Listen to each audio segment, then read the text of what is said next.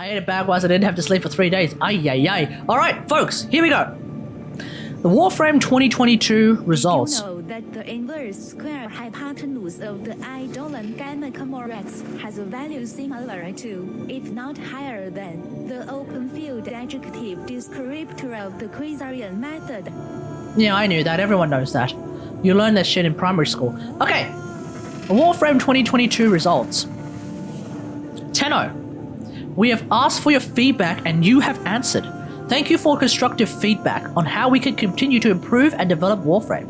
Today we are happy to share the results from the Warframe 2022 survey that we partnered with someone called Perzel and someone called Jaewon to create.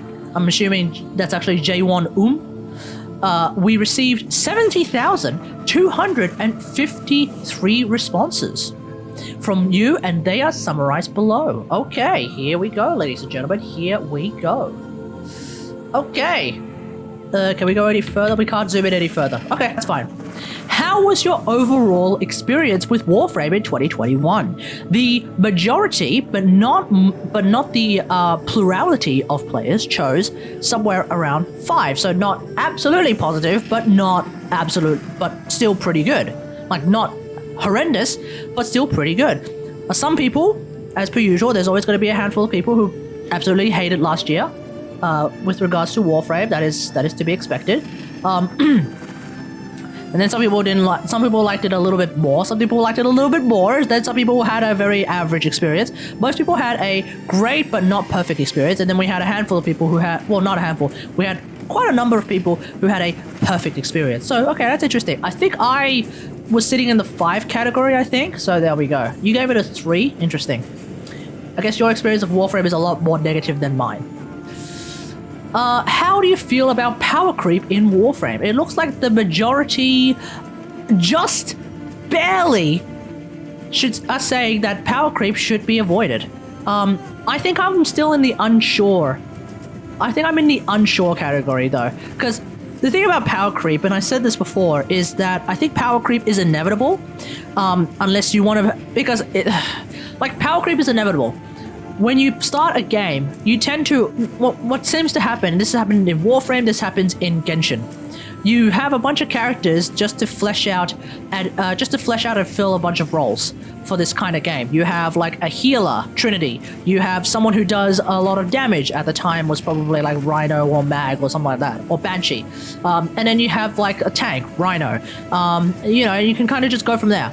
When it comes to power creeping, as a result, like when DE proceeds to make new Warframes, would they make a new Warframe that's a better healer than Trinity? Probably not. They would try to make a healer that's a different healer than Trinity, but unfortunately Trinity is still probably one of the strongest healers in the game, especially because Trinity still has EV, the strongest way to get energy in the game. So it's like, you have so many.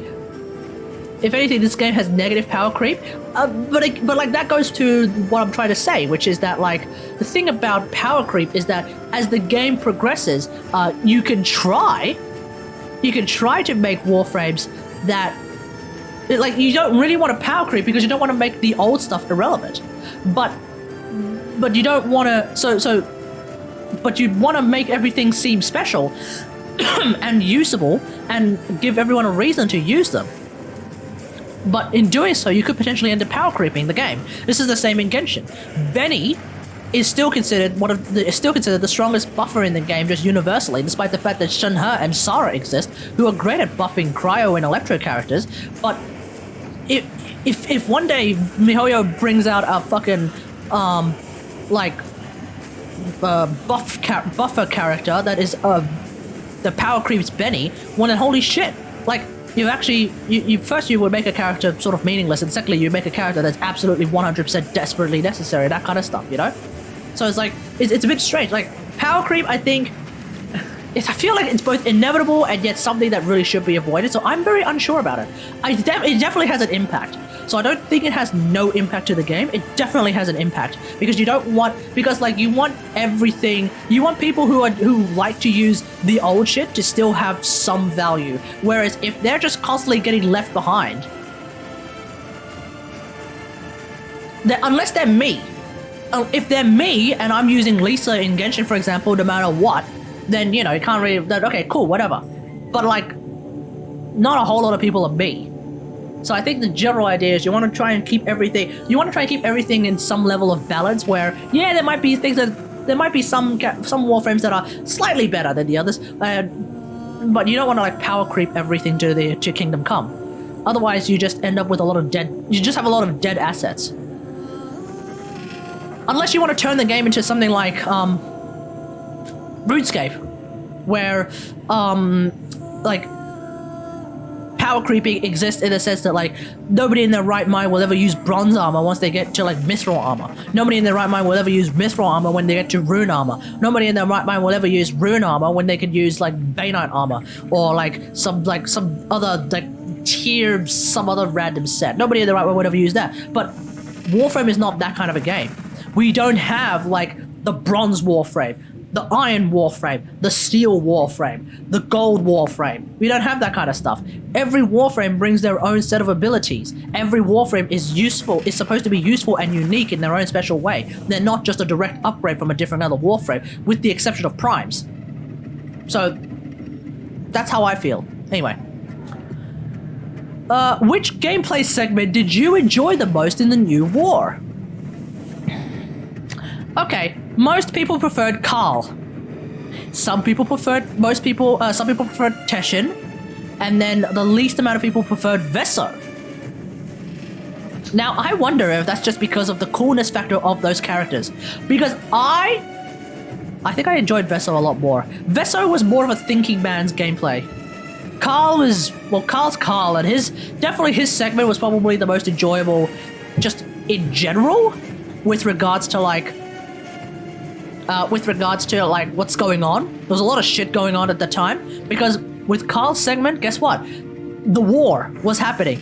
There's like shit flying all over the place. You've got like you've got sentients that you got to shoot. You got to use grenades. You got to set up things. You got to go shoot them. You know. And Karl speak good. Karl do good. Karl do nothing wrong. Karl sacrificed for my brothers.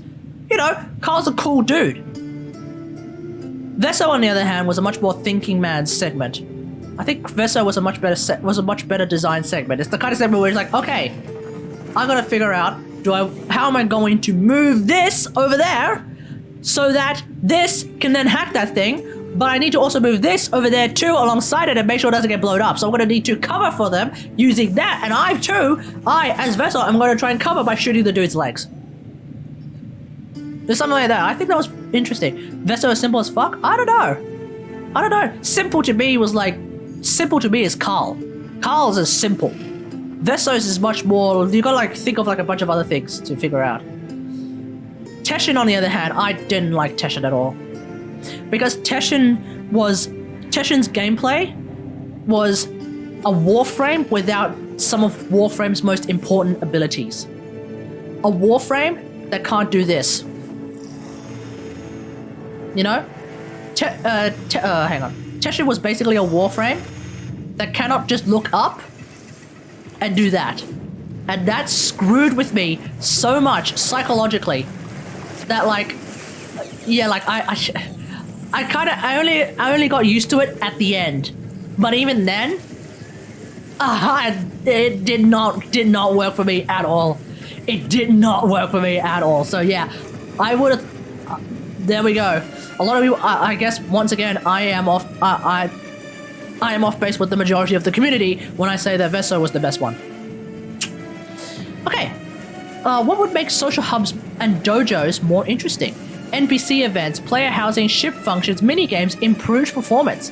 So it looks like the performance of social hubs and the dojo is fine, for the most part. It seems to be fine. I agree. NPC events would be great. Player housing could be cool. I think player housing could be cool as well, yeah. Ship functions could be fantastic as well. Minigames would be nice too. Actually, you know what? All of them. Frankly, all of them would be great. I don't remember what I chose. I think I chose NPC events. Because I like the idea of talking to all the NPCs. You go there, and there's tons of NPCs around, but you can't interact with a single one of them. It would be really, really cool if we could, like, talk to them.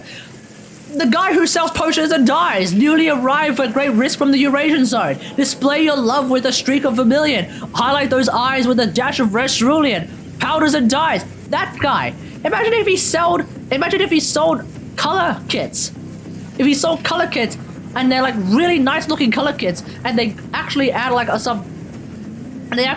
some additional flair to your Warframe, but they're super duper expensive. So they become a resource sink for the Plains of Ireland. They become a resource sink for Deimos. They become a resource sink for Fortuna. That'd be great. I think, maybe. I don't know. That'd be great. For your operator. Yeah. What? Imagine if you sold condoms for your operator. Okay, Soup. Time out. Okay, nope. Because you said operator. If you said drifter, you'd be fine. But you said operator.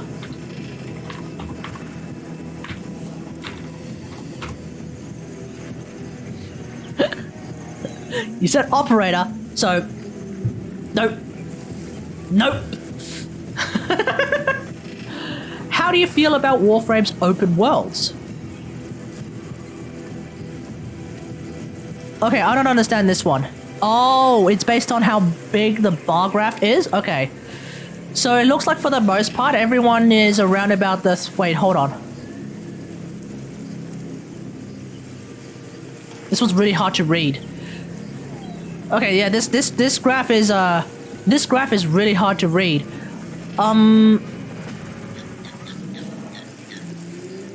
I would have gone for a rainbow graph, honestly. This one's really hard to... This one, I'm not understanding this graph at all. I think for the most part, it looks like most people are suggesting most people are liking the Cambion Drift. Not loving, but liking the Cambion Drift. It's not... No. Operators are young, Soup. Operators look like teenagers. They're like 14, 15-year-olds. Drifter, on the other hand, tends to look like a 20-year-old. So, it looks like for the most part everyone is still liking the open worlds, with a handful of people hating them, I guess. Yeah, this is a hard graph to read, I think. But yeah, Drifter is the best, but I like Eidolon hunts. Yeah. Okay, let's move on from that. Oh god, this one's also really hard to read. Okay, please rate these elements of Warframe's open worlds. Racing. Everyone hates racing. Nobody cares for racing. Am I the only one who actually cares a little bit for racing? I can't remember. Did I say that I love it, or did I say like a 4? I don't even remember. We never even got the third orb in Orb Valis. No, we did not. Conservation. I personally don't do it a whole lot, but yeah, it looks like a lot of people... It looks like for the most part, people don't do it. Okay. Mining. 50-50. Very interesting. Mining split at 50-50. Fishing. Most people actually still do it. Okay.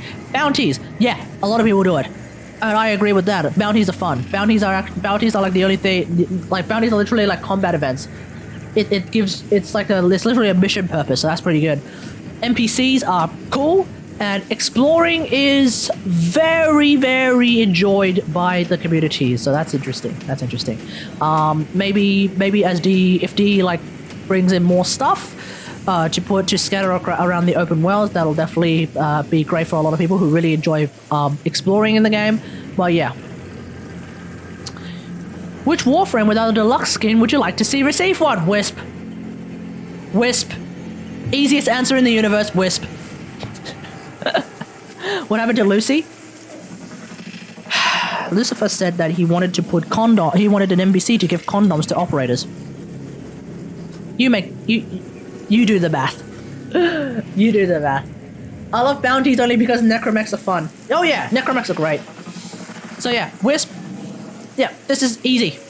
Imagine answering DOS. Yeah, I know, right?